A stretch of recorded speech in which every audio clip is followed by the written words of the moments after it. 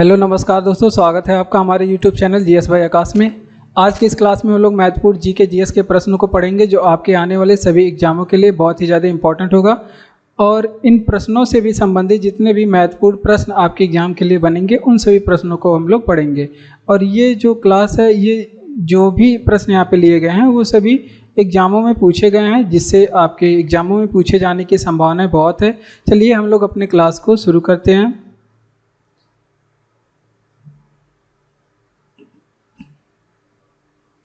तो हमारा पहला प्रश्न है जो कि बहुत ज़्यादा इम्पोर्टेंट है। कुछ स्थानीय पहले के ज़माने में जब अंग्रेज़ों का शासन था, ब्रिटिश का शासन था, तो अलग अलग जगहों पे बहुत सारे विद्रोह हुए हैं। उन विद्रोहों के बारे में एग्जाम में पूछा जाता है कि कौन सा विद्रोह किस जगह पे हुआ था और उसके नेता कौन थे और किस सन में हुआ था, उसको दबाया किसने था। अभी देखिए, संथाल विद्रोह लगभग हजारों बार एग्जाम में पूछा गया है। संथाल विद्रोह ये बहुत ही फेमस है। ये बंगाल और बिहार में हुआ था। कहाँ पे हुआ था ये संथाल विद्रोह?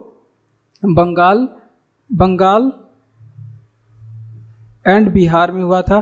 ठीक, ये बातें आप लोग को याद रखना है कि ये कहाँ पे हुआ था, बंगाल में। अगर आपसे पूछे कि कब हुआ था तो 1855 में। कब हुआ था? 1855 में। लेकिन अगर आपसे पूछे कि इसके नेता कौन थे, नेता के बारे में एग्जाम में पूछा जाता है, तो सिद्धू और कान्हू इसके नेता थे। कौन है? सिद्धू एंड कान्हू, ये इनके क्या थे? नेता थे। ये भी बातें आप लोग को ध्यान रखना है। अगली बात आप लोग को ये ध्यान रखना है कि इस विद्रोह को दबाया किसने था, किस ब्रिटिश ने इसको दबाया था, यानी कि रोका था या फिर उसको कंट्रोल किया था। तो वहाँ पे किसका शासन था? Warren Hasting. वारेन हेस्टिंग ने इसको क्या किया था? कंट्रोल किया था। तो ये भी बातें आप लोग को याद रखना, वारेन हेस्टिंग ने इसको कंट्रोल किया था। इसी तरह से और विद्रोह हैं यहाँ पे। अगर आपसे पूछे कुछ विद्रोहों के बारे में आप लोग जरूर याद रखेंगे। जैसे नील विद्रोह, अगर आपसे पूछे नील विद्रोह, तो अगर आपसे नील विद्रोह के बारे में पूछे कहाँ पे हुआ था, तो ये जो हुआ था ये बंगाल में हुआ था। ठीक, ये बंगाल में हुआ था, बंगाल में। अगर आपसे पूछे एक पाइका विद्रोह कहाँ पे हुआ था, ये भी एक विद्रोह है जो स्थानीय जनजातियों द्वारा या फिर लोगों के द्वारा किया गया था। तो ये विद्रोह जो था ये आपके उड़ीसा में हुआ था। कहाँ पे? उड़ीसा में फेमस हुआ था। तो ये भी बातें आप लोग ध्यान रखेंगे। एक बिहार वाला जो है मुंडा विद्रोह। मुंडा विद्रोह अगर आपसे पूछे, मुंडा विद्रोह, मुंडा जनजातियां भी पाई जाती हैं बिहार और झारखंड में। तो मुंडा विद्रोह अगर आपसे पूछे कहाँ पे हुआ था, तो ये बिहार में ही हुआ था। कहाँ पे? बिहार में हुआ था। पहले झारखंड बटा नहीं था, बिहार में ही था। तो ये विद्रोह बिहार में हुआ था। तो इतनी बातें आप लोग ध्यान रखेंगे। इसी तरह से खासी विद्रोह है जो कि मेघालय में हुआ था। चलिए इसको रिवीजन करते हैं। देखिए, भारत में संथाल विद्रोह के बारे में हमने क्या बताया कि ये बंगाल और बिहार में दोनों जगह पे हुआ था, बंगाल और बिहार में। और हुआ कब था? 1855 में। और इसके नेता कौन थे? सिद्धू और कान्हू इसके नेता थे। दबाया था किसने? तो अंग्रेज वारेन हेस्टिंग ने इसको दबाया था। इसी तरह से हमने बताया मुंडा विद्रोह बिहार में हुआ था, और पाइका विद्रोह उड़ीसा में हुआ था, और नील विद्रोह जो है ये बंगाल में हुआ था। कहाँ पे? बंगाल में होने वाला विद्रोह है। तो ये भी आप लोग ध्यान रखेंगे। अगला प्रश्न है साइंस से। क्या कह रहा है कि साधारण नमक का रासायनिक नाम क्या है? तो देखिए, साधारण नमक के बारे में एग्जाम में बहुत बार पूछा है, वैसे सबको याद भी होगा। तो ये सोडियम क्लोराइड होता है इसका रासायनिक नाम। रासायनिक नाम और सूत्र दोनों अलग अलग चीज़ें हैं। सूत्र पूछेगा तो NaCl बता देंगे, और रासायनिक नाम पूछेगा तो सोडियम क्लोराइड इसका रासायनिक नाम है, सोडियम क्लोराइड। ये बातें आप लोग ध्यान रखेंगे। NaCl इसका सूत्र होता है। इसी तरह से एग्जामों में और भी चीज़ें पूछी जाती हैं। जैसे अगर चीनी के बारे में पूछे तो चीनी का रासायनिक नाम अगर आपसे पूछे क्या होता है, तो आप लोग बताएंगे सुक्रोज होता है। क्या होता है? सुक्रोज होता है। अगर फार्मूला पूछे तो इसका फार्मूला जो है C11, इसका फार्मूला लिखेंगे C11H22, और O11 इसका क्या होता है? फार्मूला होता है। ये C12 होता है। O11 इसका फार्मूला होता है। इसके बाद अगर आपसे पूछे बेकिंग सोडा के बारे में, जब बेकिंग सोडा आ जाए तो इसको खाने का सोडा भी कहते हैं। बेकिंग सोडा ये खाने का सोडा होता है। इसका सूत्र पूछेगा, इसको सोडियम बाइकार्बोनेट कहते हैं। सोडियम बाइकार्बोनेट क्या कहते हैं? सोडियम बाइकार्बोनेट बोलते हैं। ठीक, ये भी बातें एग्जाम में पूछी गई है। Sodium bicarbonate. सूत्र पूछे तो NaH, इसका जो अगर सूत्र पूछे तो NaSCO3 होता है। क्या होता है? इसका फार्मूला है NaSCO3। ये बातें आप लोग को ध्यान रखना है। क्या होता है? NaHCO3 इसका क्या होता है? फार्मूला होता है। अब आगे बढ़ते हैं। अगर बेकिंग सोडा एग्जाम में पूछ लिया तो कभी कभी एग्जाम में धोवन सोडा के बारे में भी पूछता है। धोवन सोडा जो धोने के काम में आता है, इस वजह से इसको धोवन सोडा कहते हैं। अगर धोवन सोडा के बारे में बात करें तो इसको सोडियम क्लोराइड कहते हैं। क्या कहते हैं इसको?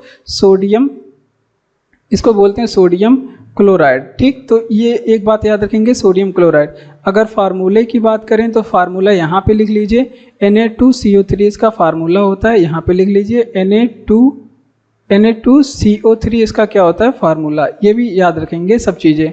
चलिए इसका रिवीजन करते हैं। देखिए, साधारण नमक का रासायनिक नाम हमने बताया क्या? Sodium chloride. साधारण नमक या फिर टेबल साल्ट भी इसे बोलते हैं, टेबल साल्ट। साधारण नमक कह के भी एग्जाम में पूछता है। NaCl इसका क्या होता है? फार्मूला होता है।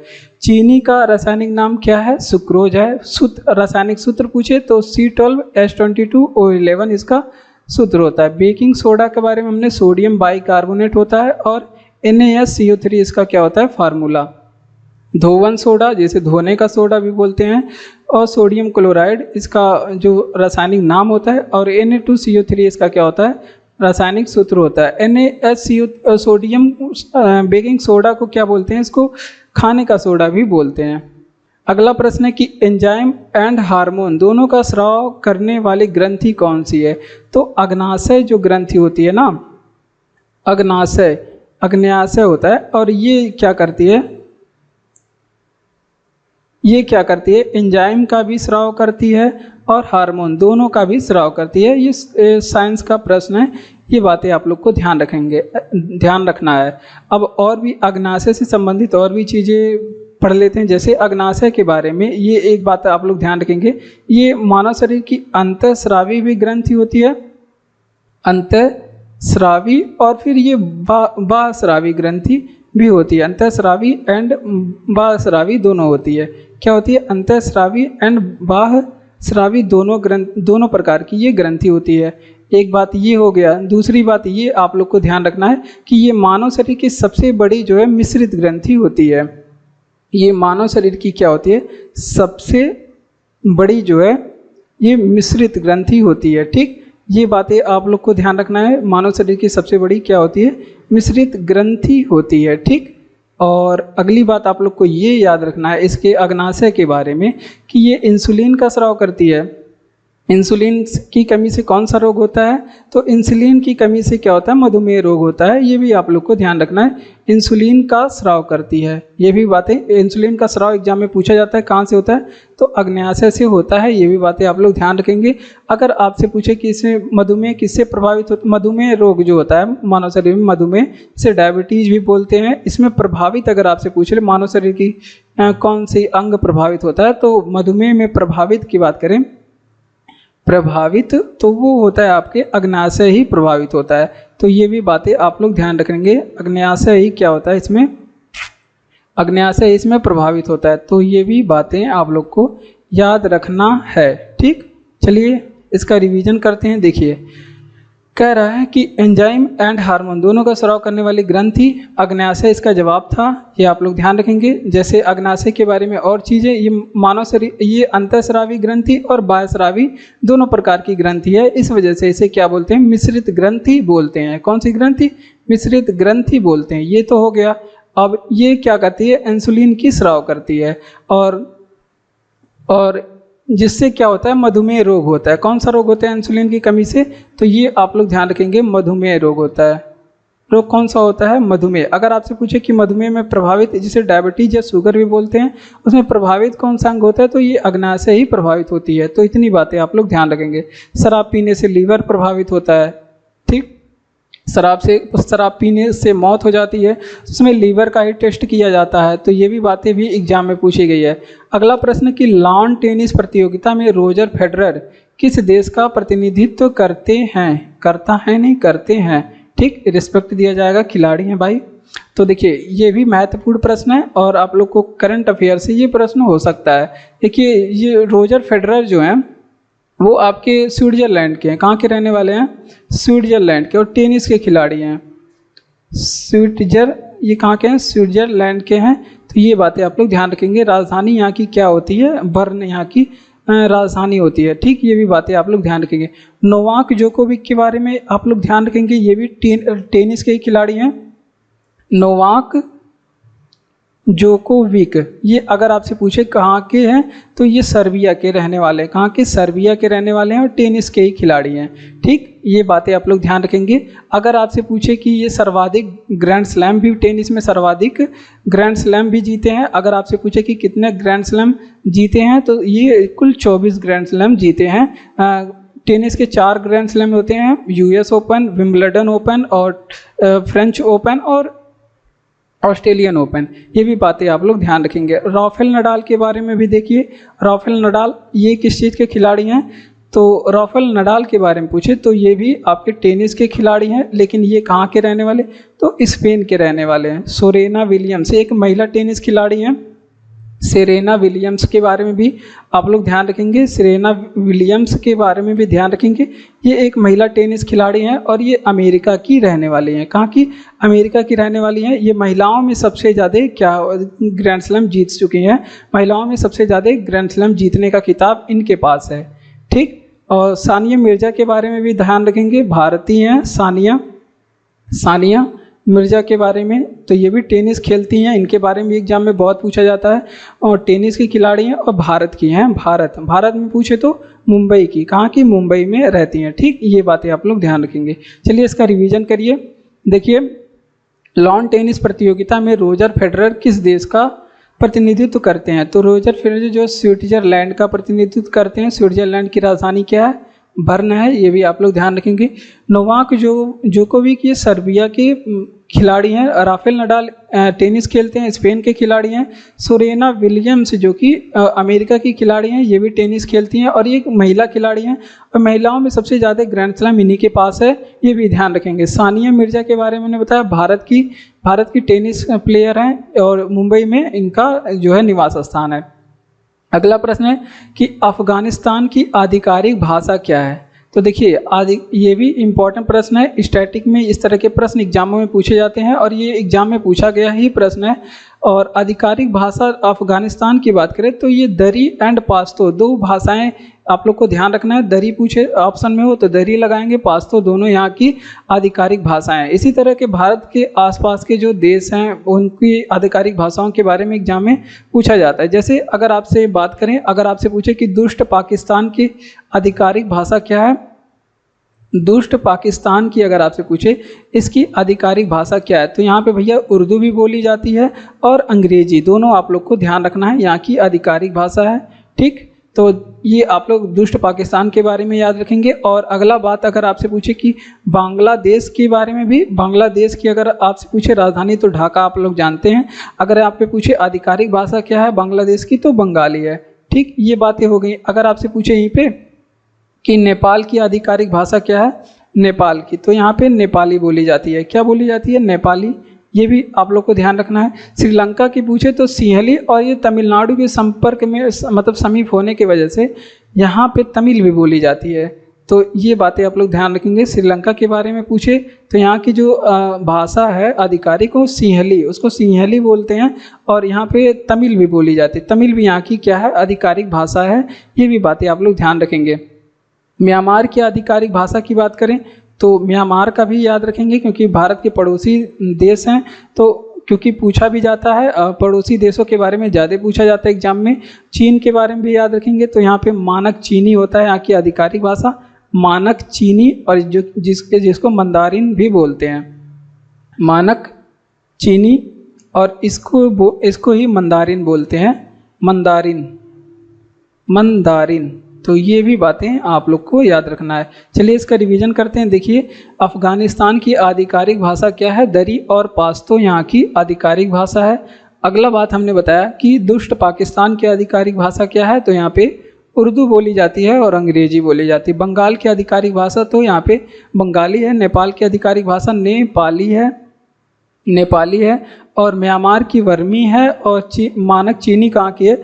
चीन की मंदारिन भी बोलते हैं, और श्रीलंका की आधिकारिक भाषा सिंहली और तमिल है। ये दोनों बातें आप लोग को ध्यान रखना है। अगला प्रश्न है कि मोदी कैबिनेट 3.0 में वाणिज्य और उद्योग मंत्री कौन है? तो यहाँ पे जो वाणिज्य और उद्योग मंत्री वर्तमान समय में हैं वो पीयूष गोयल जी हैं। कौन है? पीयूष गोयल। तो पीयूष गोयल के बारे में आप लोग को याद रखना है। कौन है? पीयूष गोयल, जो कि कभी रेल मंत्री भी हुआ करते थे। तो इनके बारे में आप लोग ध्यान रखेंगे। अब कुछ मंत्रियों के बारे में हम लोग पढ़ते हैं, क्योंकि एग्जाम में पूछा जाता है, कभी कभी मंत्रियों के बारे में भी एग्जाम में पूछा जाता है। जैसे अगर आपसे पूछे कि हमारे स्वास्थ्य मंत्री कौन है, हमारे स्वास्थ्य मंत्री कौन है, तो स्वास्थ्य मंत्री कौन है हमारे? तो जेपी नड्डा साहब इस बार स्वास्थ्य मंत्री बने हैं। तो ये भी आप लोग को ध्यान रखना है। अगर आपसे पूछे कि हमारे राजमार्ग मंत्री कौन है, तो सबसे जो अच्छे मिनिस्टर हैं वो राजमार्ग मंत्री हमारे कौन है? नितिन गडकरी जी हैं। कौन है? नितिन गडकरी जी हैं। तो इनके बारे में भी आप लोग को याद रखना है। अगला प्रश्न है कि कृषि एंड ग्रामीण विकास मंत्री कौन है? तो ये भी अगर एग्जाम में पूछे तो आप लोग को ध्यान रखना है। कृषि और ग्रामीण विकास मंत्री, कृषि एंड, इनके बारे में याद रखेंगे। कृषि और ग्रामीण विकास मंत्री कौन है? तो ये हैं आपके शिवराज सिंह चौहान। कौन है? शिवराज सिंह चौहान, शिवराज सिंह चौहान जो कि पहले ये मध्य प्रदेश के मुख्यमंत्री हुआ करते थे। और वित्त मंत्री तो आप लोग जानते ही हैं।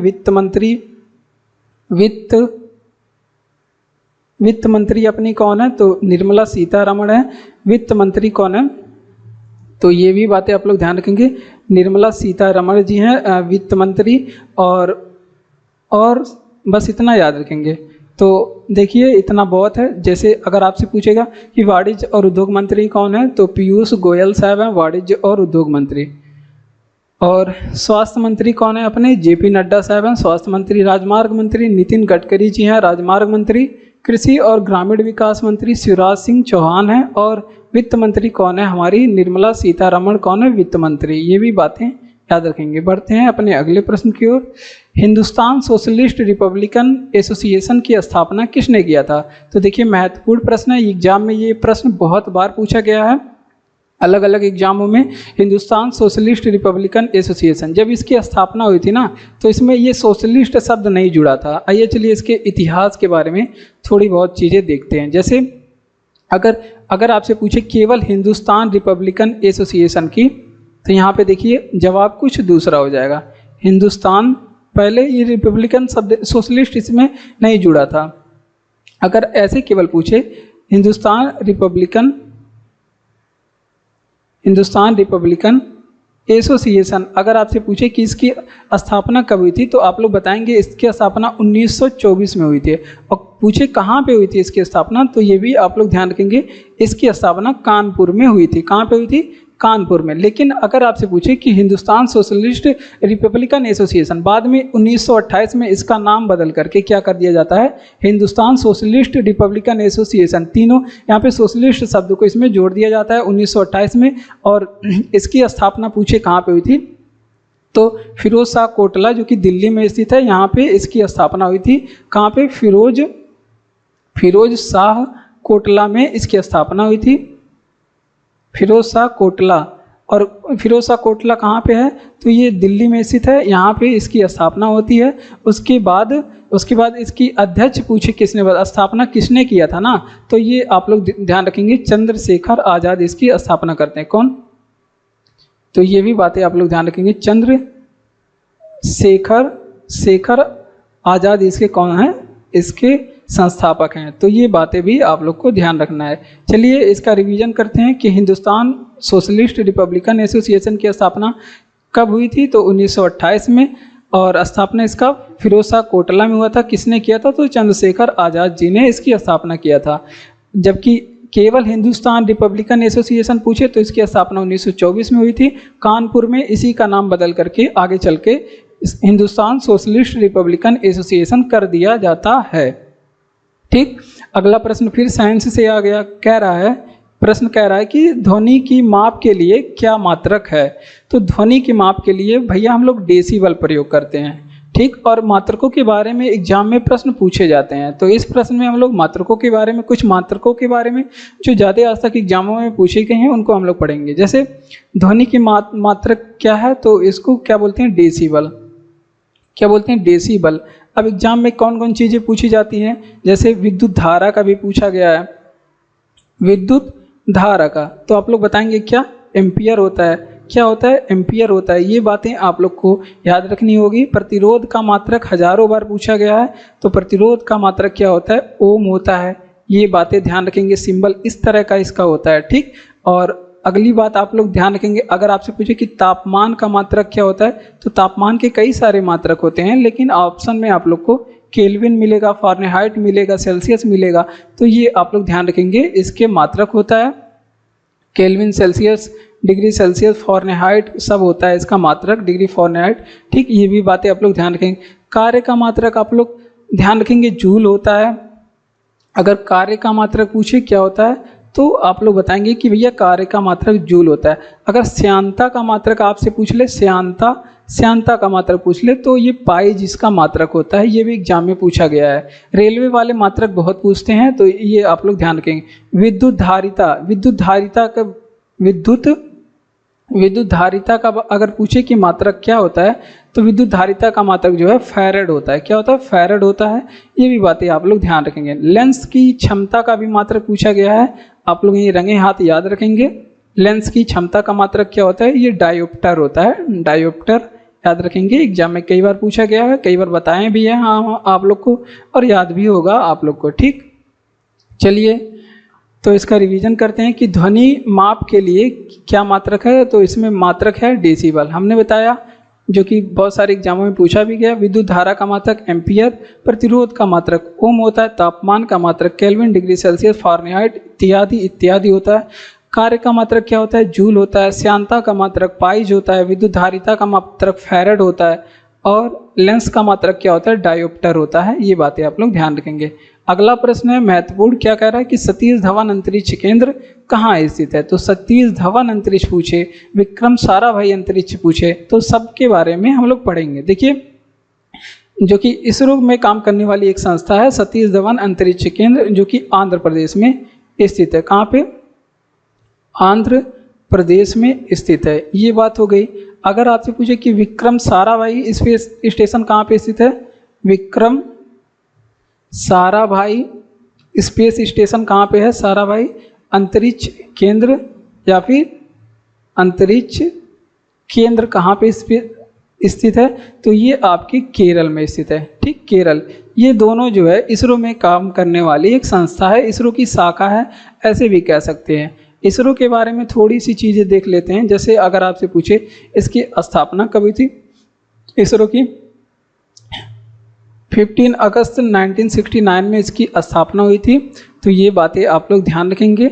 अगर इसका हेडक्वार्टर पूछे कहाँ पे है इसरो का, तो आप लोग बताएंगे बेंगलुरु में है। कहाँ पे, बेंगलुरु में है। अगर आपसे पूछे कि इसके हेड कौन है या फिर चेयरमैन कौन है, तो इसके चेयरमैन अभी नए बने हैं, वी नारायण इसके चेयरमैन नए बने हैं, ठीक। ये बातें आप लोग को याद रखना है। चलिए इसका रिवीजन करते हैं कि सतीश धवन अंतरिक्ष केंद्र कहाँ पे स्थित है, तो ये आंध्र प्रदेश में स्थित है। कहाँ पे, आंध्र प्रदेश में। विक्रम साराभाई अंतरिक्ष केंद्र केरल में है। इसरो के बारे में थोड़ी बहुत बातें देखेंगे, जैसे स्थापना कब हुआ था, 1969 में। मुख्यालय कहाँ पे, बेंगलुरु में। और इसके अध्यक्ष कौन है, वी नारायणन इसके अध्यक्ष हैं। बढ़ते हैं अगले प्रश्न की ओर। लाइकेन किस पर्यावरण प्रदूषण की चेतावनी देता है। एग्जाम में कई बार पूछा गया है लाइकेन के बारे में, कवक के बारे में, शैवालों के बारे में। तो आइए चलिए पढ़ते हैं। देखिए, लाइकेन किस पर्यावरण प्रदूषण की चेतावनी देता है, तो भैया लाइकेन जो होता है वो वायु प्रदूषण की चेतावनी देता है। किसकी, वायु प्रदूषण की चेतावनी देता है लाइकेन। ये बातें आप लोग ध्यान रखेंगे। और लाइकेन को कहते क्या हैं, ये भी पूछा होता है कि व्हाट इज लाइकेन, लाइकेन क्या है, तो ये कवक और शैवाल के बीच की कड़ी होती है। कवक एंड शैवाल, इनके बीच की क्या होती है, कवक और शैवाल के बीच की, शैवाल के बीच क्या होती है, एक कड़ी की काम करती है। कड़ी की काम मतलब कड़ी मतलब सीकड़ वाला, जंजीर वाला कड़ी होती है, ठीक। और कवक के अध्ययन के बारे में अगर आपसे एग्जाम में कई बार पूछा गया कि कवक का अध्ययन क्या कहते हैं, तो इसको माइकोलॉजी कहते हैं। क्या कहते हैं, माइकोलॉजी, ठीक। अगली बात, अगर आपसे पूछे कि शैवाल के, भैया शैवाल का बता दीजिए अध्ययन क्या कहलाता है, तो शैवाल का अध्ययन कहेंगे आप लोग क्या कहलाता है, ये कहलाता है फाइकोलॉजी। क्या कहलाता है, लॉजी। ये भी बातें आप लोग को याद रखना है। ठीक, चलिए आगे बढ़ते हैं। चलिए इसका रिवीजन करते हैं कि लाइकेन किस पर्यावरण प्रदूषण की चेतावनी देता है। हमने बताया कि लाइकेन जो है वायु प्रदूषण की चेतावनी देता है। ये हो गया। कवक एंड शैवाल के बीच की कड़ी क्या होती है? तो कवक और शैवाल के बीच की जो कड़ी होती है वो लाइकेन होता है। क्या होता है? वो लाइकेन होता है। कवक के अध्ययन को क्या कहते हैं? माइकोलॉजी कहते हैं। और शैवाल के अध्ययन को क्या कहते हैं? फाइकोलॉजी कहते हैं। ठीक, और भी चीज़ें जानेंगे अगले क्लास में इन सब के बारे में। रक्तहीन शल्य चिकित्सा किससे की जाती है? तो देखिए, रक्तहीन शल्य चिकित्सा जिसमें आपका ब्लड लॉस नहीं होता है, वो जो चिकित्सा होती है, चिकित्सा की पद्धति होती है, वो लेजर से की जाती है। किससे की जाती है? लेजर से। आइए चिकित्सा और डॉक्टरी के बारे में थोड़ी बहुत चीज़ें देखेंगे। जैसे पूछा गया है एग्जाम में कि चरक संहिता किससे संबंधित है?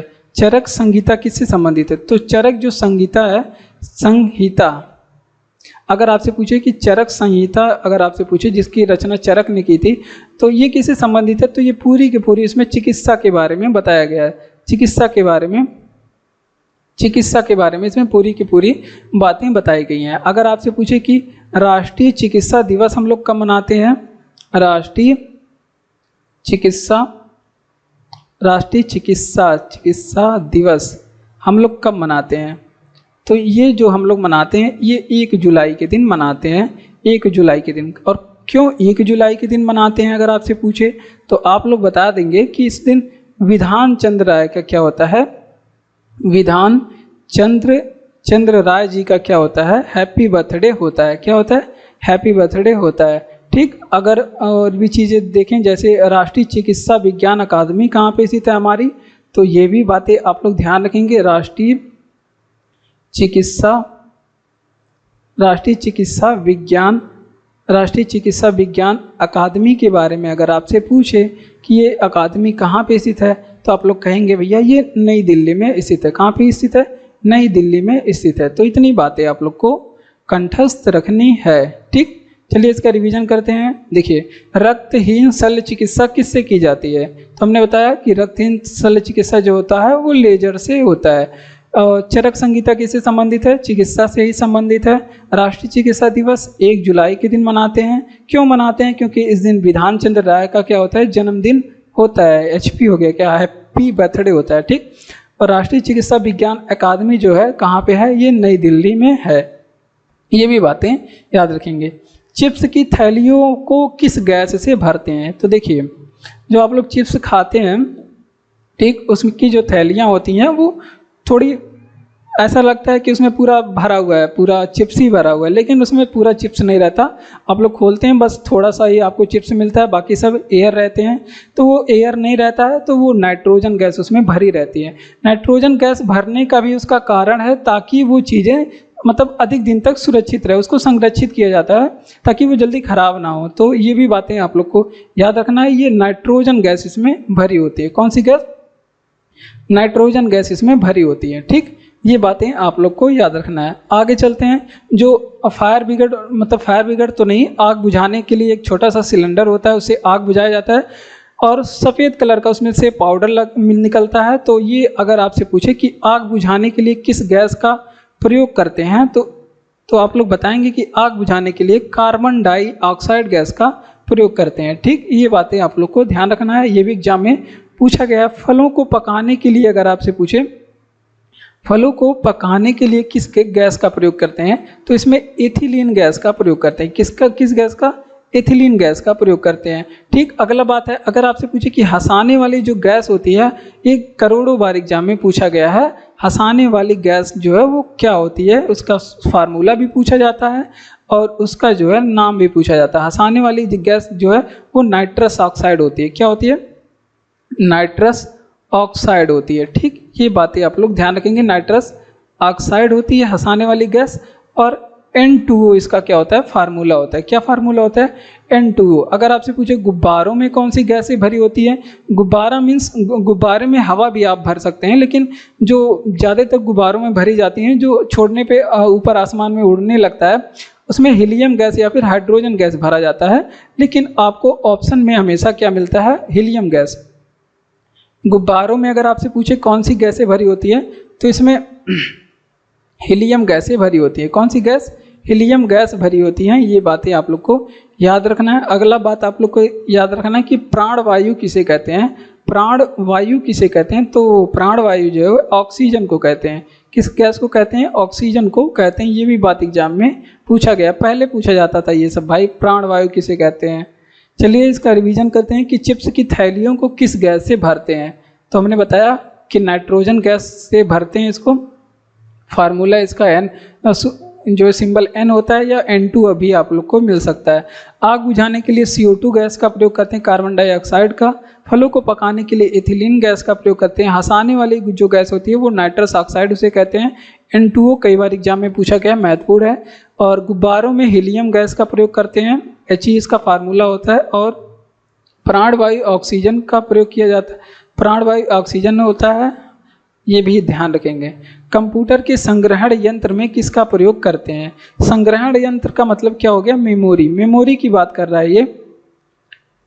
मेमोरी हिंदी में लिखा हुआ है तो आप लोग शायद ना समझे, मेमोरी की बात कर रहा है। तो कंप्यूटर के संग्रहण में किसका प्रयोग करते हैं? देखिए कंप्यूटर में जो है, जैसे आप लोग फ़ोन में चिप लगा लेते हैं, उस तरह से कंप्यूटर में चिप नहीं होता है, उसको चिप की तरह ही होता है, काम करता है, लेकिन उसको हार्ड डिस्क बोलते हैं, हार्ड डिस्क ड्राइव बोलते हैं। क्या बोलते हैं? Hard disk drive.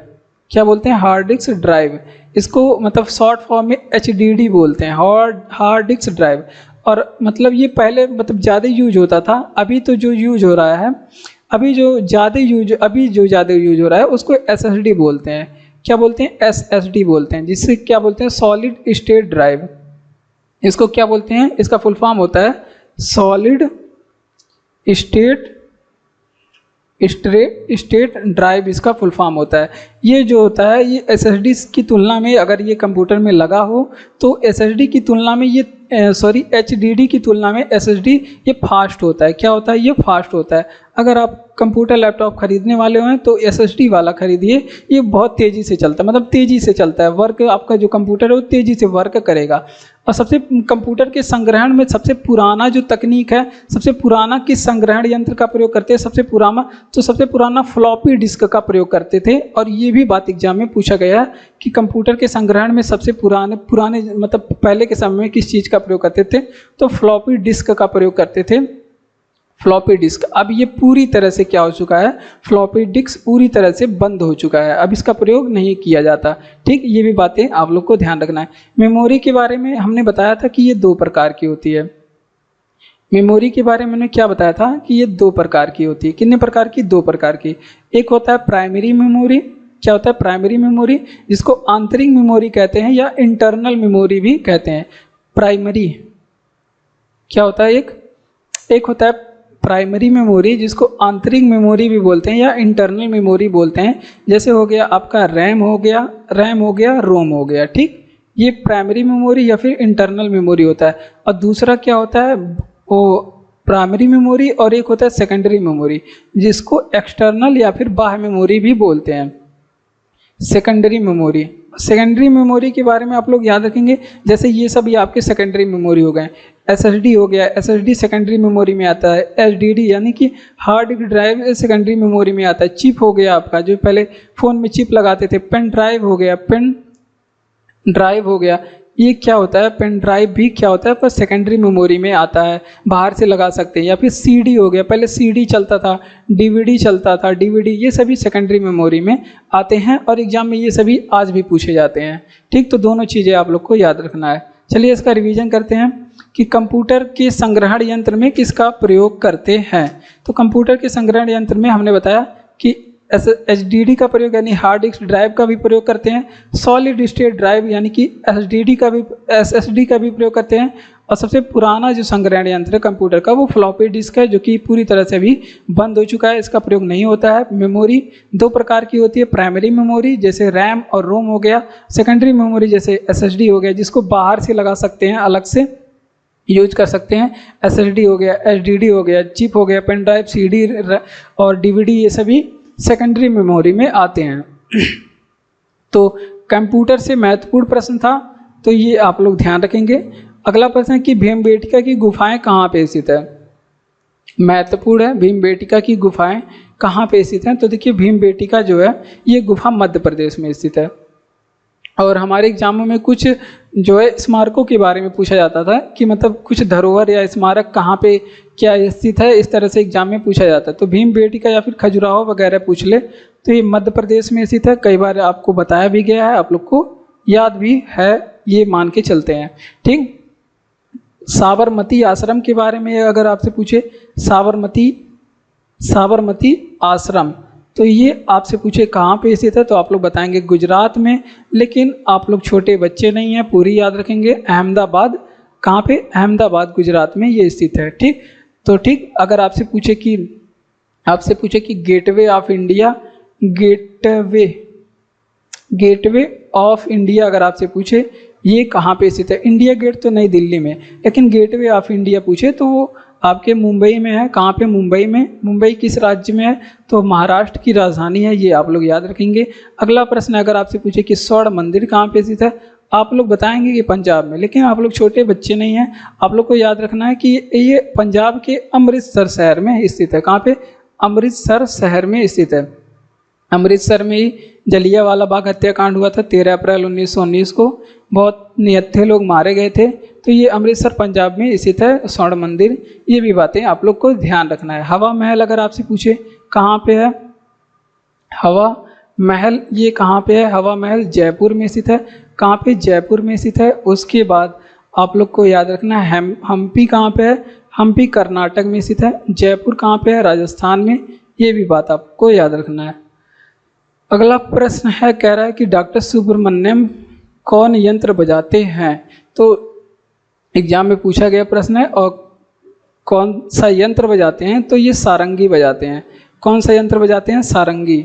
ठीक, और एग्जामों में ये वाद्य यंत्र और उसके वादक के बारे में भी एग्जाम में पूछा जाता है, स्टार्टिंग में आता है।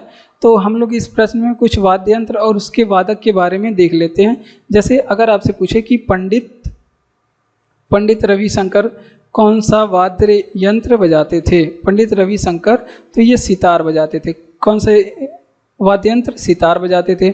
अगर आपसे पूछे कि पंडित हरिप्रसाद चौरसिया कौन सा वाद्य यंत्र बजाते थे? पंडित हरिप्रसाद चौरसिया। या फिर आपसे पूछ ले कि पन्नालाल घोष कौन सा वाद्य यंत्र बजाते थे? तो ये दोनों जो है ये बांसुरी बजाते थे। किसके हैं? बांसुरी की फेमस वादक हैं। ये भी बातें आप लोग को ध्यान रखना है। अगर आपसे पूछे कि बिस्मिल्लाह खां कौन सा वाद्य यंत्र बजाते थे? बिस्मिल्लाह खां कौन सा वाद्य यंत्र बजाते थे? तो ये शहनाई बजाते थे। कौन सा वाद्य यंत्र? शहनाई बजाते थे। ठीक, अगर आपसे पूछे कि अमजद अली कौन सा वाद्य यंत्र बजाते थे? ये सभी एग्जामों में पूछा भी गया है, तो आप लोग को वैसे भी याद रखना है अमजद अली, क्योंकि महत्वपूर्ण है, बार बार एग्जामों में पूछे जाते हैं। तो ये सरोद बजाते थे। एक मुगल काल का शासक था जिसको बोलते हैं औरंगजेब। किसका? औरंगजेब बोलते हैं। अगर आपसे पूछे ये कौन सा वाद्य यंत्र बजाता है, तो ये वीणा बजाता था। कौन सा वाद्य यंत्र इसको पसंद था बजाना? तो वीणा बजाता था। ये भी बात एग्जाम में पूछा गया। समुद्रगुप्त के बारे में पूछा गया कि वो कौन सा वाद्य यंत्र बजाता था, तो वो भी वीणा बजाता था। ठीक, चलिए इसका रिवीजन करते हैं कि सुब्रमण्यम कौन यंत्र बजाते थे? तो ये सारंगी बजाते थे, याद रखना है। पंडित रविशंकर सितार बजाते थे, हमने बताया। पन्नालाल घोष और हरिप्रसाद चौरसिया जो है ये कौन सा वाद्य यंत्र बजाते थे? बांसुरी। और बिस्मिल्लाह खां जो है शहनाई बजाते थे। बहुत एग्जाम में पूछा गया है ये, और बहुत पुराना प्रश्न भी है। अमजद अली सरोद बजाते थे। औरंगजेब जो है वीणा बजाता था।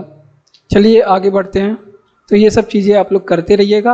आगे बढ़ते हैं। अगला प्रश्न कह रहा है कि हबल स्पेस दूरबीन जो सुपरनोवा विस्फोट पहली बार देखा था वो है, तो वो कहाँ पे है? तो ये हबल स्पेस दूरबीन जो है, या फिर हबल स्पेस टेलीस्कोप भी आप लोग ध्यान रखेंगे, ये भी इसका ही एक नाम है। तो ये अमेरिका के पास है। किसके पास है? अमेरिका का एक स्पेस टेलीस्कोप है, अमेरिका के पास है। ठीक, आइए चलिए अमेरिका के बारे में थोड़ी सी चीज़ें देख लेते हैं।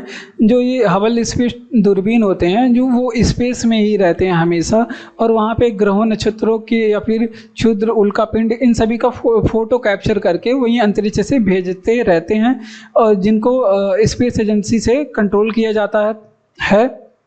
तो इसके बारे में भी ध्यान रखेंगे। अलग मतलब बहुत सारे देशों के पास में स्पेस दूरबीन है, जो कि विकसित देश हैं उनके पास स्पेस दूरबीन है। इसके बारे में एग्जाम में कभी कभी पूछा जाता है, तो कुछ स्पेस एजेंसियों के स्पेस दूरबीन के बारे में आप लोग को बता दिया जाएगा, आप लोग चिंता मत करिए। देखिए, और ये प्रश्न भी एग्जाम में पूछा गया है। जैसे अमेरिका की स्पेस एजेंसी के बारे में अगर आपसे पूछे क्या है, तो अमेरिका की जो स्पेस एजेंसी है इसके बारे में आप लोग ध्यान रखेंगे। अमेरिका की जो स्पेस एजेंसी है इसको बोलते हैं नासा। क्या बोलते हैं? नासा। ये बातें आप लोग ध्यान रखेंगे। अगर फुल फॉर्म की बात करें, इसकी स्थापना 1958 में हुई थी। कब हुई थी? 1955 में हुई थी। अगर आपसे पूछे कि इसकी पूरा नाम क्या है, नेशनल एरोनॉटिक्स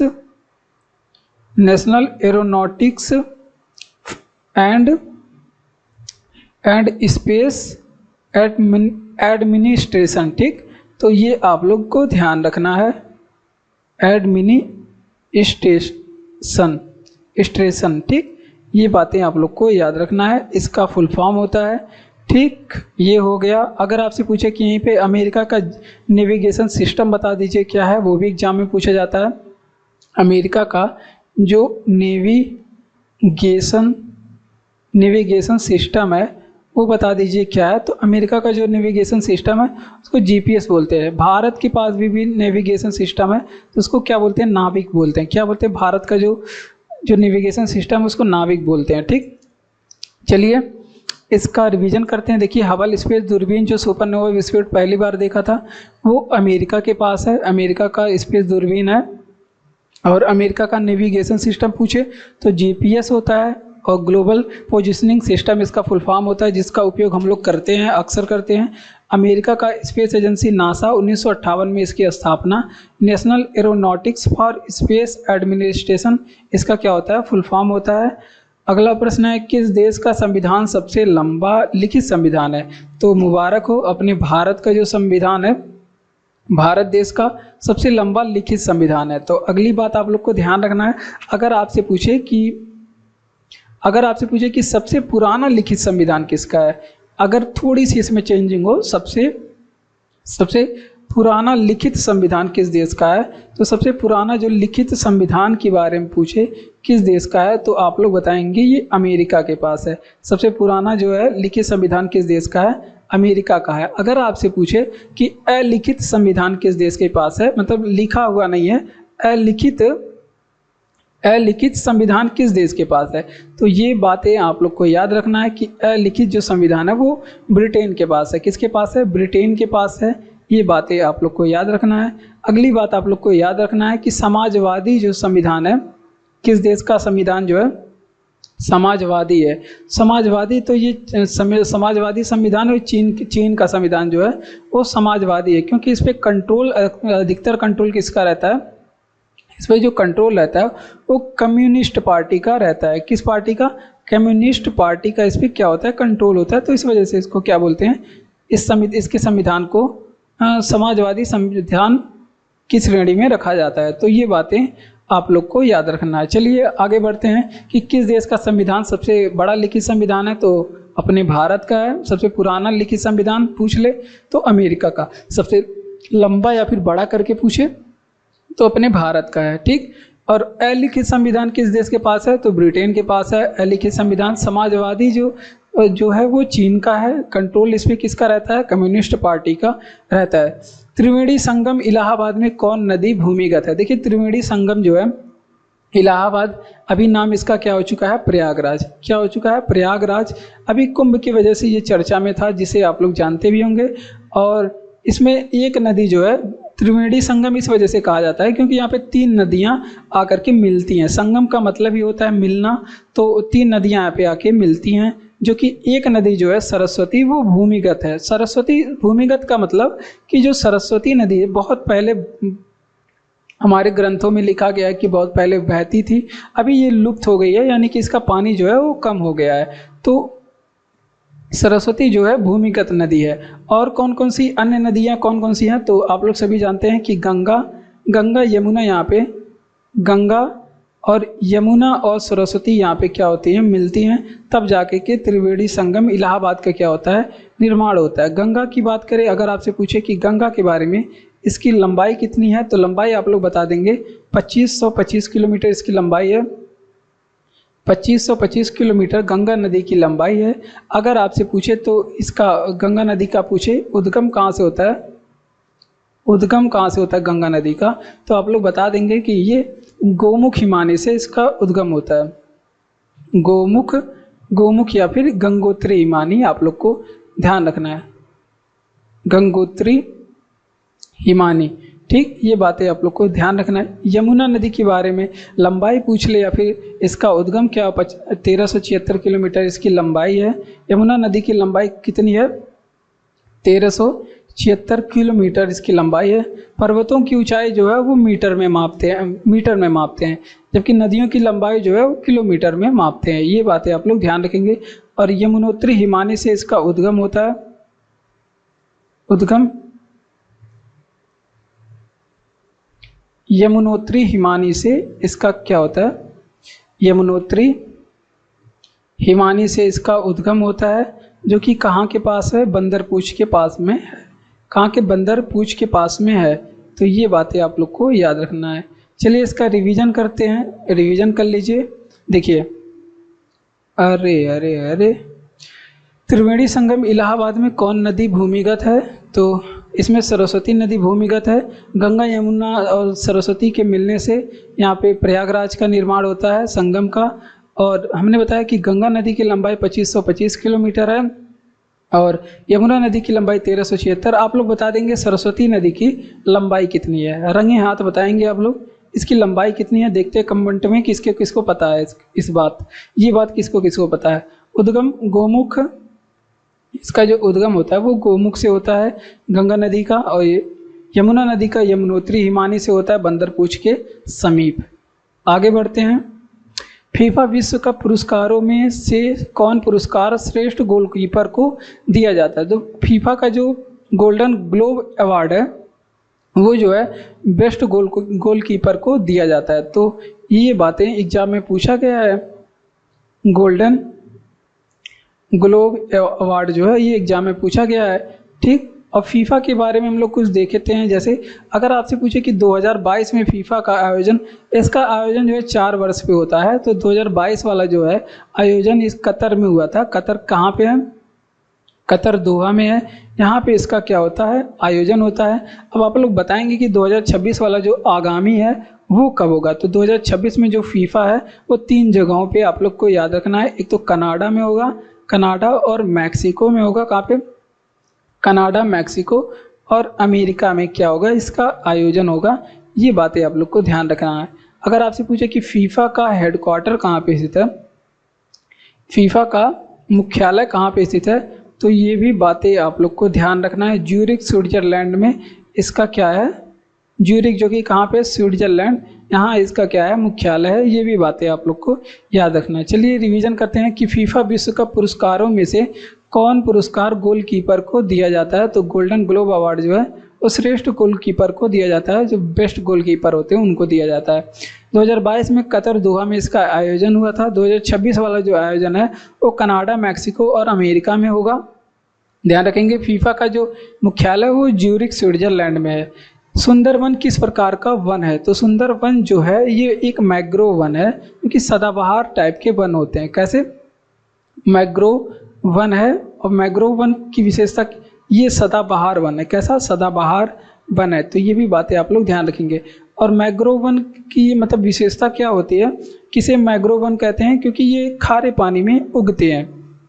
ये क्या होता है इसका विशेषता कि ये खारे पानी में उगता है। किस पानी में उगता है, खारे पानी में क्या होता है, खारे पानी में ये उगता है। तो ये भी बातें आप लोग को याद रखना है। अगला बात, अगर आपसे पूछे कि जो अमेजन के जो जंगल हैं दक्षिण अमेरिका में, अमेजन के जंगल पूछे कहाँ पे है, तो आप लोग बताएंगे कि ये दक्षिण अमेरिका क्या है, विशाल जंगल है। अमेजन विश्व का सबसे बड़ा जंगल है। और बात करते हैं ये किस प्रकार के वन होते हैं, तो ये उष्णकटिबंधीय। उष्णकटिबंधीय का मतलब जहाँ बहुत ज़्यादा क्या होता है, गर्मी पड़ता है और वहाँ पे वर्षा भी बहुत ज़्यादा, जहाँ पे अधिक धूप हो यहाँ पे अधिक वर्षा भी होगा। उष्णकटिबंधीय, उष्णकटिबंधीय ये वर्षा वन होते हैं। कैसे वन होते हैं? उष्णकटिबंधीय वर्षा वन। इसको पृथ्वी का फेफड़ा भी बोलते हैं, अमेजन को। ये भी बातें आप लोग ध्यान रखेंगे। अगर आपसे पूछे चीड़ और देवदार के वृक्ष जो होते हैं, चीड़ एंड देवदार के जो वृक्ष होते हैं ये कैसे वृक्ष होते हैं? तो ये जो है आपके समशीतोष्ण शंकुधारी वन होते हैं। समशीतोष्ण शंकुधारी वन होते हैं। कैसे वन होते हैं? समशीतोष्ण शंकुधारी वन होते हैं। ये भी बातें आप लोग को याद रखना है। चलिए इसका रिवीजन करते हैं कि सुंदरवन किस प्रकार का वन है। तो सुंदरवन जो है ये मैंग्रोव सदाबहार वन होते हैं। कैसे? मैंग्रोव सदाबहार। इनकी विशेषता क्या होती है कि ये खारे पानी में उगता है। अमेजन ये दक्षिण अमेरिका का वन है और उष्णकटिबंधीय वर्षा वन ये होते हैं। और चीड़ और देवदार के वृक्ष जो होते हैं समशीतोष्ण वर्षा शंकुधारी वन होते हैं। और ये भी बात एग्जाम में पूछा गया है। 1 से 1000 नैनोमीटर के अति सूक्ष्म स्तर पर अध्ययन क्या कहलाता है? तो इसको कहते हैं नैनो टेक्नोलॉजी। क्या कहते हैं? नैनो टेक्नोलॉजी या फिर नैनो प्रौद्योगिकी बोलते हैं। क्या बोलते हैं? यहाँ पे नोट करेंगे। इसको क्या बोलते हैं? इसको बोलते हैं नैनो प्रौद्योगिकी। क्या बोलते हैं? नैनो प्रौद्योगिकी बोलते हैं। ठीक, जो 1 से लेकर के 100 नैनोमीटर के अति सूक्ष्म स्तर पर अध्ययन किया जाता है उसको नैनो प्रौद्योगिकी बोलते हैं, नैनो टेक्नोलॉजी बोलते हैं। आइए चलिए कुछ टेक्नोलॉजी के बारे में और देख लेते हैं। जैसे टेक्नोलॉजी के कई सारे शाखाएं हैं, प्रौद्योगिकी की कई सारे शाखाएं हैं। जैसे अगर आपसे पूछे कि सूचना प्रौद्योगिकी किसको कहते हैं, सूचना प्रौद्योगिकी किसे बोलते हैं, तो जैसे इसमें किस चीज़ों का अध्ययन करते हैं, तो इसमें कंप्यूटर का अध्ययन हो गया, उसके बाद नेटवर्क का अध्ययन हो गया, कंप्यूटर नेटवर्क का अध्ययन हो गया, सॉफ्टवेयर वगैरह का अध्ययन जो होता है, सॉफ्टवेयर, इन सभी का जो अध्ययन होता है वो सूचना प्रौद्योगिकी में किया जाता है। उसके बाद अगर आपसे पूछे कि जैव प्रौद्योगिकी किसे बोलते हैं या फिर बायोटेक्नोलॉजी किसे बोलते हैं, जैव प्रौद्योगिकी किसे बोलते हैं, तो जैव प्रौद्योगिकी में जैसे कि औद्योगिक क्षेत्र में सजीव जीव होगा, मतलब यानी कि औद्योगिक क्षेत्र में जीवित जीवों का जो उपयोग है या फिर उसके बारे में जो अध्ययन है उसको जैव प्रौद्योगिकी बोलते हैं। औद्योगिक क्षेत्र में, औद्योगिक क्षेत्र में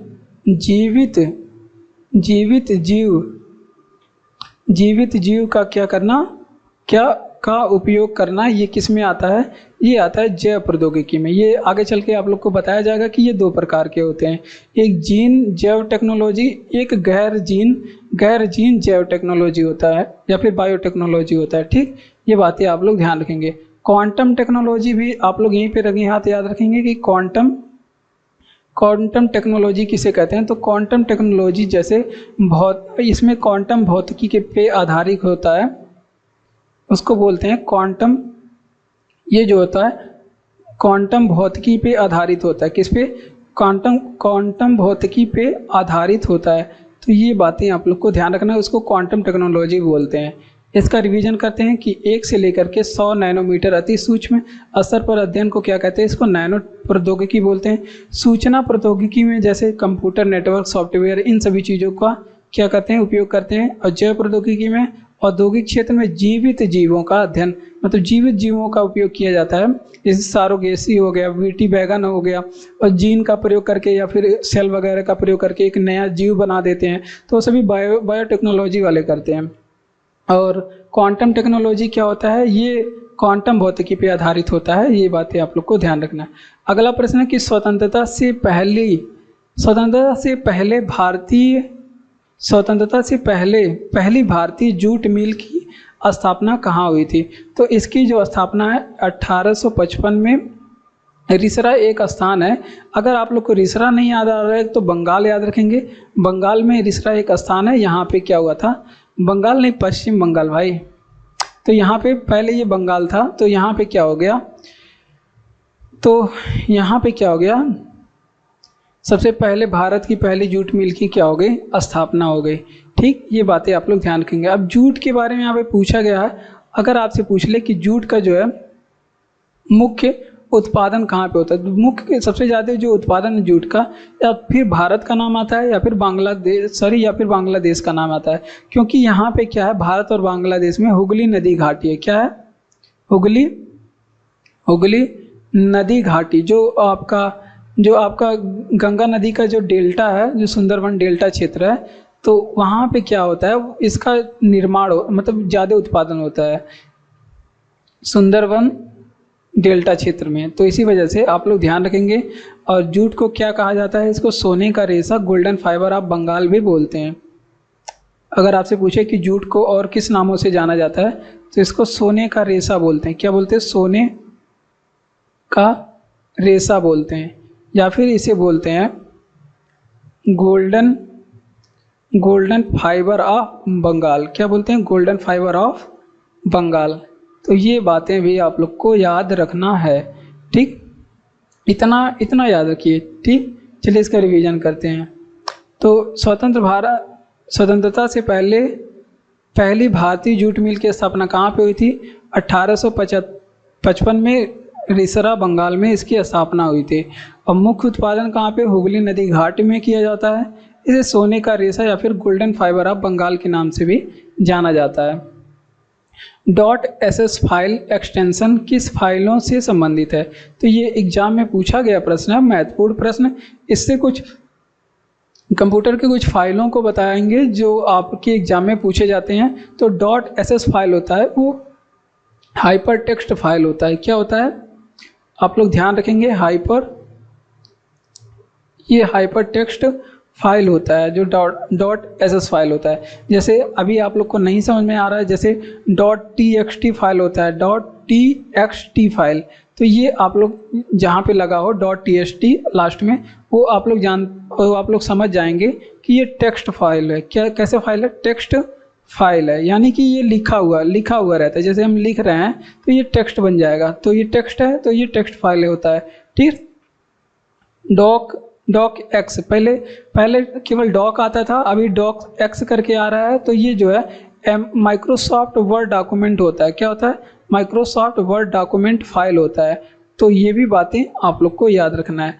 अभी आप .pdf अगर आपसे कहीं मिल जाए, .pdf ये कौन सा फाइल होता है, तो ये आप लोग ध्यान रखेंगे, ये PDF फाइल फॉर्मेट में होता है, PDF फॉर्मेट में होता है, जिसे आप लोग को याद रखना है। इसके फुल फॉर्म के बारे में भी पूछा गया है, पोर्टेबल, एग्जाम में पूछा गया है इसके फुल फॉर्म के बारे में, portable document format.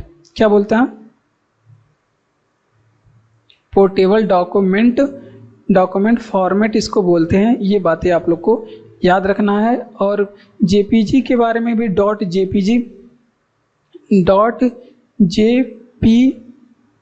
.jpg format भी होता है, या फिर कहीं पे आप लोग को .jpeg भी मिलेगा, सेम है दोनों। तो ये जो फॉर्मेट होता है, ये JPG फाइल मतलब फ़ोटो फाइल होती है। फ़ोटो जो आपके होते हैं गैलरी वगैरह में, वो .jpg फॉर्मेट में होती हैं। तो ये फ़ोटो फाइलें होती हैं। ठीक, ये बातें भी आप लोग को याद रखना है। अगर आपसे पूछे कि बस इतना याद रखो यार, बहुत है। चलिए इसका रिवीजन करते हैं कि .ss फाइल एक्सटेंशन किस फाइलों को से संबंधित है, तो हाइपर टेक्स्ट फाइल से संबंधित है। और .txt फाइल जो होता है वो टेक्स्ट फाइल होता है। क्या होता है, टेक्स्ट फाइल होता है। और .docx फाइल क्या होता है, तो ये होता है डॉक्यूमेंट फाइल। क्या होता है, वर्ड डॉक्यूमेंट फाइल होता है। और .pdf ये पोर्टेबल डॉक्यूमेंट फॉर्मेट होता है। इसका उपयोग आप लोग खूब करते हैं PDF का। और JPG ये फ़ोटो फाइल होते हैं। ये भी बातें आप लोग ध्यान रखेंगे। मछली घर एक पात्र है जो एक है, तो देखिए ये एग्जाम में प्रश्न पूछा गया है। तो ये मानव निर्मित एक पारिस्थितिकी तंत्र है। तो ये भी बातें देख आप लोग ध्यान रखेंगे। ऐसे मतलब एक शीशे का जार होता है, ऐसे बड़ा सा जार होता है बॉक्स के समान, उसमें क्या होती है, मछलियाँ होती हैं, पानी होते हैं, उसमें केकड़े ऑक्टोपस वगैरह सब रखते हैं। जो बड़े बड़े अमीर लोग होते हैं वो अपने घरों में इसको रखते हैं ऐसे, मतलब शो में ऐसे रखते हैं दिखाने के लिए। तो वो जो होता है वो मानव निर्मित एक जैव प्रौद्योगिकी, मानव निर्मित एक पारिस्थितिकी तंत्र बना होता है। तो वो एग्जाम में ये पूछा गया है, एग्जाम में वो क्या होता है, वो मानव निर्मित एक पारिस्थितिकी तंत्र होता है। मानव निर्मित एक पारिस्थितिकी तंत्र होता है। ये बातें आप लोग को याद रखना है। तो इसमें निवास क्या चीज़ें करती हैं, तो इसमें कौन कौन सी चीज़ें होती हैं, इसमें आप लोग मछली डालते हैं, क्या डालते हैं, मछली जाल डालते हैं, या फिर कोई भी जलीय जीव होता है इसमें डाल दिया जाता है, जलीय जीव उसमें और कुछ जलीय पौधे उसमें डाल दिए जाते हैं जो देखने में अच्छे होते हैं, सुंदर होते हैं, ठीक, और रंग बिरंगी मछलियाँ इसमें डाली जाती हैं। तो ये पारिस्थितिकी के बारे में आप लोग को ध्यान रखना है। अगर पारिस्थितिकी के बारे में देखें तो अगर आपसे पूछे कि पारिस्थितिकी शब्द किसने दिया था, तो एजी टेंसले ने दिया था। ये भी बात एग्जाम में पूछा गया है कि सबसे पहले पारिस्थितिकी शब्द किसने दिया था, तो एजी टेंसले ने सबसे पहले पारिस्थितिकी शब्द दिया था। अगर आपसे पूछे कि पारिस्थितिकी के बारे में जो है, अगर आपसे पूछे कि गहन पारिस्थितिकी शब्द किसने दिया, गहन पारिस्थितिकी यानी कि डीप में जा करके इसका अध्ययन करना, तो ये दिए थे अर्नेजनेस ने। किसने दिया था, अर्जननेस ने दिया था। किसने, अर्जननेस ने दिया था। तो ये बातें आप लोग को याद रखना है। चलिए इसका रिवीजन करते हैं कि मछली घर एक पात्र है जो कि एक है, तो ये मानव निर्मित पारिस्थितिकी तंत्र है। क्या होता है, मानव निर्मित पारिस्थितिकी तंत्र। इसमें निवास क्या करती है, मछलियाँ, जलीय जीव और जलीय पौधे इसमें रखे जाते हैं। आप लोग ध्यान रखेंगे। पारिस्थितिकी शब्द सबसे पहले एजी टेंसले ने दिया था, और गहन पारिस्थितिकी शब्द किसने दिया, अर्जननेस ने दिया था। किसने, अर्जननेस ने दिया था। ये बातें आप लोग को याद रखना है। अगला प्रश्न करंट अफेयर से कह रहा है कि हरी इलायची की दो प्रजातियाँ, एलेटेरिया फेसीफेरा और एलेटेरिया ट्यूलीफेरा, ये कहाँ खोजी गई है, तो ये जो है ये खोज अभी केरल में हुई है। कहाँ पे हुई है, ये केरल में इसकी खोज हुई है। और कुछ करंट अफेयर के प्रश्न देख लेते हैं। जैसे अगर आपसे पूछे कि एपिकोकम इंडिकम ये किस चीज़ की प्रजाति है, एरिकोकम इंडिकम, ये अगर आपसे पूछे किस चीज़ की प्रजाति है, तो एरिकोकम जो इंडिकम है ये फंगस की प्रजाति है। किसकी, फंगस की प्रजाति है। या फिर फंगस को क्या बोलते हैं, कवक बोलते हैं, कवक। और अगर आपसे पूछे कि इसकी खोज किसने किया था, तो इसकी खोज किए थे BHU वाले, बनारस हिंदू यूनिवर्सिटी ने इसकी खोज की थी। किसने, BHU ने इसकी खोज की है। ठीक, ये भी बातें करंट अफेयर का, ये भी ताज़ा है। अगर एक जंपिंग स्पाइडर भी खोजी गई है जिसका नाम हेब्रोसेस्टम स्वामीनाथन रखा गया है, तो ये भी अगर आपसे पूछे जंपिंग स्पाइडर, तो जंपिंग स्पाइडर का नाम क्या रखा गया है, तो ये बातें आप लोग ध्यान रखेंगे। हेब्रोसेस्टम स्वामीनाथन। तो ये क्या है, अगर आपसे पूछे एग्जाम में, ये भी करंट अफेयर के प्रश्न है, अभी ताज़ा हैं कि जंपिंग स्पाइडर क्या है, तो है एक मकड़ी की प्रजाति है, स्पाइडर की प्रजाति है। ठीक, ये आप लोग ध्यान रखेंगे। चलिए इसका रिवीजन करते हैं। हरी इलायची की दो प्रजातियां ये केरल में खोजी गई हैं। एपिकोकम इंडिकम जो फंगस की प्रजाति है, ये हमने बताया कहाँ खोजी गई है, बनारस हिंदू यूनिवर्सिटी के लोगों ने खोजा है। जंपिंग स्पाइडर हेब्रोसेस्टम स्वामीनाथन इसका नाम दिया गया है, ये भी खोज हुई है। HIV के फैलने के तरीके क्या क्या हैं, तो अगला प्रश्न है HIV के फैलने के तरीके क्या क्या है। HIV ह्यूमन इम्यूनोडिफिशियंसी वायरस इसका फुल फॉर्म होता है, और ये पूछा जा रहा है कि इसकी जो है फैलने के तरीके क्या क्या हैं। तो देखिए इसके फैलने के तरीके स्तनपान है, यानी कि अगर किसी माँ को क्या हुआ है, अगर किसी माँ को HIV हुआ है, वो अपने बच्चों को दूध पिला रही है, तो उसको भी HIV होने की पूरी संभावना है। तो स्तनपान इसका होता है। फैलने की तरीका। और सुइयों की क्या होती है, सुइयों की साझा, यानी कि एक सुई किसी एक इंसान को लगा करके वही सुई किसी दूसरे इंसान को कोच दिया, तो उससे भी, कहने का मतलब है किसी संक्रमित व्यक्ति को सुई लगा करके सेम सुई जो है दूसरे व्यक्ति को भी लगा दिया गया, तो उससे भी HIV फैलता है। या फिर यौन संपर्क से भी क्या होता है, HIV फैलता है। यानी कि जो भी युग्म है उसमें से किसी एक को अगर HIV हुआ है और वो लोग आपस में यौन संपर्क कर रहे हैं, तो उनमें जो है जिसको नहीं हुआ है उसको भी HIV हो जाएगा, ऐसा पूरा संभावना है। HIV को क्या बोलते हैं, एड्स। इसको क्या बोलते हैं, एड्स। अगर आपसे पूछे एड्स दिवस कब मनाते हैं, तो ये आप लोग ध्यान रखेंगे 1 दिसंबर के दिन। अगर आपसे पूछे कि इसमें एड्स में प्रभावित मानव शरीर का कौन सा अंग प्रभावित होता है, तो ये भी ध्यान रखेंगे, ये WBC इसमें प्रभावित होता है। और इसका प्रभाव क्या पड़ता है, WBC जब प्रभाव हो जाती है तो ये रोग प्रतिरोधक क्षमता जो हमारे शरीर में है, रोग प्रतिरोधक जो क्षमता होती है हमारे शरीर से क्या हो जाती है, वो कम हो जाती है। क्या हो जाती है, कम हो जाती है। हमारा शरीर जो है रोगों से नहीं लड़ पाता है, तो इस वजह से कोई भी रोग आसानी से हो जाती है। अगर आपसे पूछे कि इसमें जांच किस चीज़ का किया जाता है, तो इसमें जांच जो है एड्स का जो जांच होता है उसको क्या बोलते हैं, एग्जाम में हज़ारों बार पूछा गया है, तो इसको एलिसा टेस्ट बोलते हैं, या फिर इसको वेस्टर्न ब्लड टेस्ट भी बोलते हैं। इसको ही नहीं बोलते हैं कि मतलब जांच जो होता है एड्स का ही जांच होता है। वेस्टर्न ब्लड टेस्ट में भी इसका जांच किया जाता है एड्स का। तो ये दोनों बातें आप लोग ध्यान रखेंगे, दोनों एग्जाम में पूछी गई है। तो चलिए हम लोग क्या पढ़े हैं, HIV के फैलने के तरीके क्या क्या हैं। एक तो आपका स्तनपान हो गया, सुइयों की साझेदारी, यौन संपर्क हो गया, इससे फैलता है। एड्स दिवस हम लोग 1 दिसंबर को दिन मनाते हैं। प्रभावित WBC होती है, WBC प्रभावित हो जाती है तो इसमें हमारे शरीर में क्या होता है, रोगों से लड़ता है WBC। और जब WBC ही प्रभावित हो जाएगी तो हमारा शरीर रोगों से नहीं लड़ पाता। इससे संक्रमित इंसान को कोई भी बीमारी आसानी से हो जाती है और उसके बाद वो ठीक ना होने के कारण उसकी मृत्यु भी हो जाती है। इसकी जांच एलिसा टेस्ट या वेस्टर्न ब्लड टेस्ट में किया जाता है।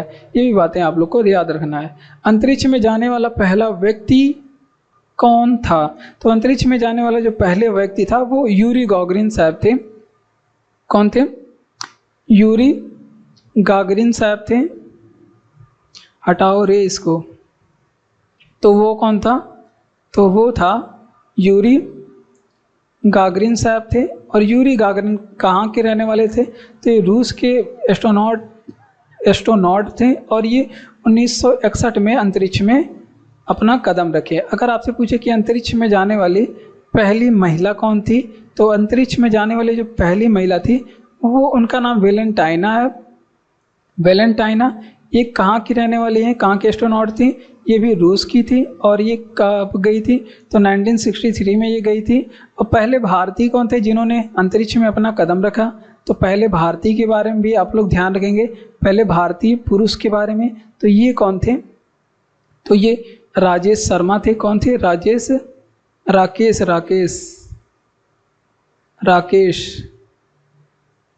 शर्मा थे।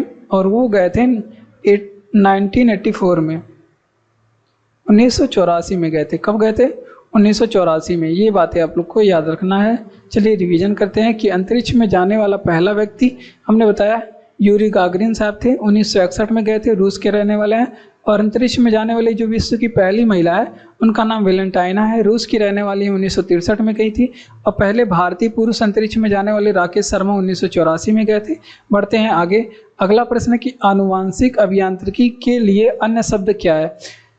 तो आनुवांशिक अभियांत्रिकी के लिए जो अन्य शब्द है, ये एग्जाम में पूछा गया प्रश्न, उसको बोलते हैं या फिर आनुवांशिक अभियांत्रिकी बोल दीजिए, या फिर DNA पुनर्योजन DNA प्रौद्योगिकी बोल दीजिए।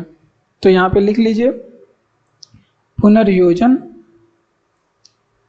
DNA प्रौद्योगिकी क्या होता है, इसका अन्य शब्द होता है। ये जैव प्रौद्योगिकी का ही एक क्षेत्र होता है।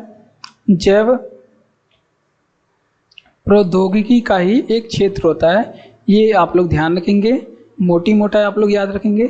अभी हमने जैव प्रौद्योगिकी के बारे में, बायोटेक्नोलॉजी के बारे में बताया, इसी का क्या है, ये दोनों एक अंग है या फिर एक भाग है या फिर एक क्षेत्र लिख लीजिए, ज़्यादा समझ में आएगा, एक इसका फील्ड है। ठीक, ये बातें आप लोग ध्यान रखेंगे। जैव प्रौद्योगिकी ये 2 प्रकार के होते हैं। जैव प्रौद्योगिकी कितने प्रकार के होते हैं आपसे पूछेगा तो 2 प्रकार के होते हैं। एक जीन जैव प्रौद्योगिकी, जीन बायोटेक्नोलॉजी होता है, एक जीन बायोटेक्नोलॉजी होता है, और एक गैर जीन बायोटेक्नोलॉजी होता है। क्या होता है? एक गैर जीन बायोटेक्नोलॉजी होता है, गैर जीन बायोटेक्नोलॉजी होता है। गैर जीन और जीन बायोटेक्नोलॉजी में क्या अंतर है? तो इसमें किसका प्रयोग करके एक नए जीव का निर्माण करते हैं, तो इसमें किसका जीन का प्रयोग करते हैं, किसका जीन का प्रयोग करते हैं। और इसमें किस चीज़ का प्रयोग करके एक नए जीव को बनाते हैं, तो इसमें या तो कोशिका का प्रयोग करते हैं या फिर सेल का प्रयोग करते हैं या फिर ऊतक का प्रयोग करते हैं या फिर टिश्यू का ऊतक का प्रयोग करते हैं या फिर पूरा शरीर का ही, पूरे शरीर का ही प्रयोग करके एक नए जीव का निर्माण कर देते हैं। ये इतने खतरनाक होते हैं, तो ये बातें आप लोग को ध्यान रखना है। अभी क्या बनाया गया था, अभी एक भेड़िया वगैरह, ये सभी बायोटेक्नोलॉजी वाले ही बनाते हैं। कुछ एग्जाम्पल लिख लीजिए बायोटेक्नोलॉजी के, जैसे बीटी बैगन किस चीज़ का एग्जाम्पल है? तो बीटी बैगन कैसे बनाया गया? बायोटेक्नोलॉजी से ही बनाया गया। उसके बाद आप लोग ध्यान रखेंगे गोल्डन राइस के बारे में भी आप लोग ध्यान रखेंगे, जिसमें विटामिन ए की अधिकता होती है। तो वो किससे बनाए जाते हैं? तो वो भी आपके किससे बनाए जाते हैं? वो आपके बायोटेक्नोलॉजी वाले ही बनाए हैं। सारोगेसी, जिसको क्या बोलते हैं? सारोगेसी को ये बोलते हैं, क्या बोलते हैं इसको? किराए का कोख बोलते हैं। और ये भी किसका ही एक एग्जाम्पल है, इस बायोटेक्नोलॉजी का एग्जाम्पल है। अगला प्रश्न है कुछ खिलाड़ियों के बारे में और वो किस खेल से संबंधित है। ये प्रश्न है कि मनप्रीत सिंह और ध्यानचंद का खेल क्या है? तो इनका जो खेल है भाई हॉकी है। क्या है? मनप्रीत सिंह और ध्यानचंद, इन सभी का खेल क्या है? हॉकी के ये प्लेयर हैं। ठीक, ये बातें आप लोग ध्यान रखेंगे। अभी हमने बताया कि नोवाक जोकोविक के बारे में आप लोग को बताया गया है। ये कहाँ के रहने वाले? सर्बिया के रहने वाले हैं। सर्बिया के रहने वाले हैं। उसके बाद बताया गया आपको राफेल नडाल के बारे में। ये कहाँ के रहने वाले हैं? स्पेन के रहने वाले हैं। और एक बताया गया आपका सेरेना विलियम्स के बारे में। तो ये कहाँ की रहने वाली हैं? अमेरिका की रहने वाली। और फिर एक रोजर फेडरर के बारे में भी हमने बताया, हमको याद है, रोजर फेडरर के बारे में बताया, जो कि स्विट्जरलैंड के रहने वाले। कहाँ के? स्विट्जरलैंड। ये सभी किसके खिलाड़ी हैं? ये सभी जो है टेनिस के खिलाड़ी, लॉन टेनिस के खिलाड़ी हैं। ये बातें आप लोग को ध्यान रखना है। नोवाक जोकोविच, राफेल नडाल, सेरेना विलियम्स और रोजर फेडरर। ठीक। और अगर आपसे पूछे क्रिस्टियानो और लियोनेल मेसी, क्रिस्टियानो की बात करें, क्रिस्टियानो रोनाल्डो विश्व के सबसे फेमस जो है फुटबॉल प्लेयर हैं। तो ये बातें आप लोग ध्यान रखेंगे। क्रिस्टियानो, सभी लोग इनके बारे में ज़रूर जानते हैं। क्रिस्टियानो ये कहाँ के रहने वाले? पुर्तगाल के रहने वाले हैं। और लियोनेल मेसी जो है अर्जेंटीना के रहने वाले हैं। लियोनेल मेसी साहब कहाँ के रहने वाले हैं? ये अर्जेंटीना के रहने वाले हैं। और ये किसके प्लेयर हैं? तो ये जो है फुटबॉल के प्लेयर हैं। किसके? ये दोनों आप लोग ध्यान रखेंगे, ये फुटबॉल के ही प्लेयर हैं। तो ये बातें आप लोग को याद रखना है। चलिए इसका रिवीजन कर लेते हैं। तो देखिए मनप्रीत सिंह और ध्यानचंद ये हॉकी के खिलाड़ी हैं। क्रिस्टियानो रोनाल्डो जो कि पुर्तगाल के रहने वाले हैं और लियोनेल मेसी अर्जेंटीना के रहने वाले हैं। ये फुटबॉल के प्लेयर है। किसके? फुटबॉल के प्लेयर हैं। और हमने बताया नोवाक जोकोविच, रोजर फेडरर और राफेल नडाल, सेरेना विलियम्स, ये सभी जो है टेनिस के खिलाड़ी हैं। अगला प्रश्न है कि भारत का सबसे पुराना हाई कोर्ट कौन सा है? तो देखिए सबसे पुराना हाई कोर्ट जो है वो कलकत्ता हाई कोर्ट है। क्यों कलकत्ता हाई कोर्ट है? आइए चलिए बताते हैं। सबसे पुराना हाई कोर्ट है, भारत में आता है Indian high court act. Bharat में क्या आता है? Indian Indian high court act, ये भी पूछा गया कि इंडियन हाई कोर्ट भारत में कब आया था, तो 1861 में आता है। कब? 1861 में। और इसी के द्वारा ही कलकत्ता में हाई कोर्ट की स्थापना होती है। कलकत्ता में हाई कोर्ट की स्थापना, मुंबई में और मद्रास में क्या होती है, और मद्रास में क्या होती है, हाई कोर्ट की स्थापना होती है। कब होती है? तो 1862 में इसकी स्थापना होती है। सबसे पहले कलकत्ता वाला हुआ था, इस वजह से सबसे पुराना हाई कोर्ट जो है कलकत्ता में हुआ। ठीक। और 1773 में रेगुलेटिंग एक्ट आया था, तो ये भी बातें आप लोग ध्यान रखेंगे। तो 1773 में क्या आता है? Regulating act. क्या आता है?